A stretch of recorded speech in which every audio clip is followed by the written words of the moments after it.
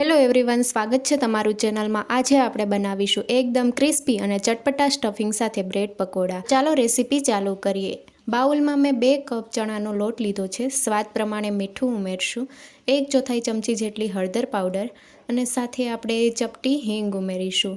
Bread pakoda પચવામાં હળવા રહે તે માટે મેં અડધી ચમચી અજમો હાથેથી ક્રશ કરીને ઉમેર્યો છે અને 1 કપ અત્યારે પાણી લીધું છે। પાણી આપણે એકસાથે નથી ઉમેરવાનું, થોડું થોડું પાણી ઉમેરીને આપણે મિક્સ કરતા જશું। ચણાના લોટમાં ગાંઠા ન વળે એ માટે આપણે થોડું થોડું પાણી મિક્સ કરવાનું છે। આ રીતનું બેટર તૈયાર કરવા માટે મારે 1/2 કપ પાણીની જરૂર પડી છે અને બેટર તમને બતાવું તો આ રીતનું તૈયાર થયું છે।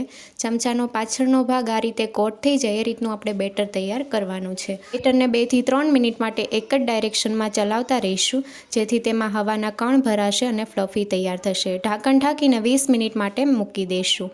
ત્યાં સુધીમાં આપણે સ્ટફિંગ તૈયાર કરી લઈશું। 500 ગ્રામ બટેકાને અગાઉથી જ બાફી લીધા છે। બટેકાને આપણે ઠંડા કરી લેવાના, એ પછી જ આ રીતે છૂંદો કરવાનો, જેથી તેમાં પાણીનો ભાગ ન રહે। હવે એકદમ ચટપટું સ્ટફિંગ તૈયાર કરવા માટે આપણે વઘાર કરી લઈશું। પેનમાં મેં 1/2 ચમચી તેલ ઉમેર્યું છે અને 1 ચમચી આખું જીરું, 1 ચમચી અધકચરા વાટેલા લીલા ધાણા ઉમેર્યા છે। બહુ સરસ એવો ટેસ્ટ લાગે છે। સાથે 1 લીલા મરચાંને ઝીણા કાપીને ઉમેર્યા છે। 1 ચમચી આદુનું છીણ ઉમેરશું, સાથે ચપટી હિંગ ઉમેરશું અને બધી જ વસ્તુને આપણે સાતળી લઈશું। તો બળી ન જાય એ વાતનું ધ્યાન રાખવું, ગેસની ફ્લેમ લો રાખવી અને બધી જ વસ્તુને સાતળી લેવી, જેથી કાચો સ્વાદ વહી જાય। હવે આપણે મસાલા મિક્સ કરીશું। અડધી ચમચી હળદર પાવડર, 1 ચમચી લાલ મરચું પાવડર, તીખાશ તમે તમારા ટેસ્ટ મુજબ લઈ શકો છો, આપણે લીલા મરચાં પણ ઉમેર્યા છે। સાથે 1 ચમચી ધાણા જીરું પાવડર, સાથે અડધી ચમચી ગરમ મસાલા પાવડર ઉમેરીશું અને મસાલા બળી ન જાય તે માટે 1 ચમચી પાણી ઉમેરીશું અને મિક્સ કરી લઈશું। પાણી 1 ચમચી જેટલું જ ઉમેરવાનું છે, બહુ વધારે નથી ઉમેરવાનું। તો મસાલા સરસ એવા સતળાઈ ગયા છે। હવે આપણે બટેકા ઉમેરીશું। બટેકાને આપણે અગાઉથી જ મેશ કરી લીધા હતા અને હવે આપણે મસાલા અને બટેકાનો છૂંદો બધી જ વસ્તુ મિક્સ કરી લેવાની છે અને આ સમયે આપણે ગેસની ફ્લેમ બંધ કરી દઈશું। તો બધી જ વસ્તુ મિક્સ થઈ ગઈ છે અને છેલ્લે આપણે સ્વાદ પ્રમાણે મીઠું ઉમેરશું। સાથે અડધા લીંબુનો રસ અને કોથમીરના પાન ઉમેરીશું અને મિક્સ કરી લઈશું। તો બ્રેડ પકોડા માટેનું એકદમ ચટપટું સ્ટફિંગ તૈયાર છે। બાઉલમાં કાઢી લઈશું। આ રીતે મેં કેચઅપ લઈ લીધો છે, લીલી ચટણી પણ મેં અગાઉથી બનાવી લીધી છે, સાથે બ્રેડ લઈ લીધી છે। તો બધી જ વસ્તુ તૈયાર છે। હવે 2 બ્રેડ લઈશું। એક બ્રેડ ઉપર આપણે ટોમેટો કેચઅપ લગાવીશું અને બીજી બ્રેડ ઉપર આપણે લીલી ચટણી ઉમેરીશું। બંને બ્રેડ ઉપર આપણે ચટણી ઉમેરી દીધી છે અને હવે એક બ્રેડ ઉપર આપણે ચટપટું સ્ટફિંગ ઉમેરીશું। આખામાં આપણે સ્પ્રેડ કરી દઈશું અને હવે આપણે બીજી બ્રેડને આ રીતે કવર કરી લઈશું। તો આ રીતે આપણે બાકીની બધી જ બ્રેડ તૈયાર કરી લેવાની છે અને નાઇફની મદદથી વચ્ચે આ રીતે કટ લગાવી દઈશું। બ્રેડ તમને નજીકથી બતાવું તો આ રીતની તૈયાર થઈ છે।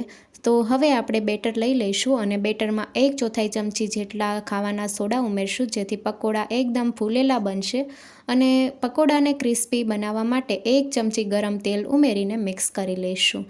તો આ સમયે તમારું બેટર જો વધારે થીક થઈ ગયું હોય તો તમે પાણી ઉમેરી શકો છો અને વધારે ઢીલું હોય તો તમે ચમચી ચણાનો લોટ ઉમેરીને આ રીતનું બેટર તૈયાર કરી લેવાનું। ચમચાનો પાછળનો ભાગ કોટ થાય એ રીતનું જ આપણે બેટર તૈયાર કરવાનું છે।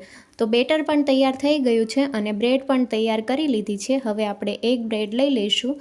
તો આ રીતે પહેલાં કિનારીથી આપણે કવર કરી લઈશું અને પછી બેટરમાં આપણે બંને સાઈડથી આ રીતે ડીપ કરી લઈશું। બ્રેડને બેટરમાં આપણે આ રીતે કવર કરવાની છે અને તેલ પણ ગરમ થવા માટે મૂકી દીધું છે। તો હવે આપણે તળી લઈશું। તેલ સરસ મજાનું ગરમ થઈ ગયું છે અને બ્રેડને આપણે શરૂઆતમાં પલટાવવાની નથી, ચમચીથી આ રીતે આપણે ગરમ તેલ છટકાવવાનું છે, જેથી બીજી સાઈડથી પણ સરસ એવી ફ્રાય થશે અને બંને સાઈડથી પલટાવીને હવે આપણે ગોલ્ડન બ્રાઉન કલરની થાય ત્યાં સુધી આપણે તળી લઈશું।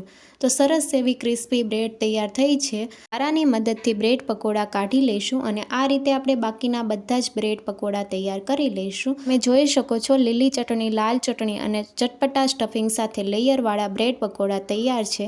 નવી રેસીપી જોવા માટે ચેનલને લાઇક, શેર અને સબસ્ક્રાઈબ કરો। Thank you for watching.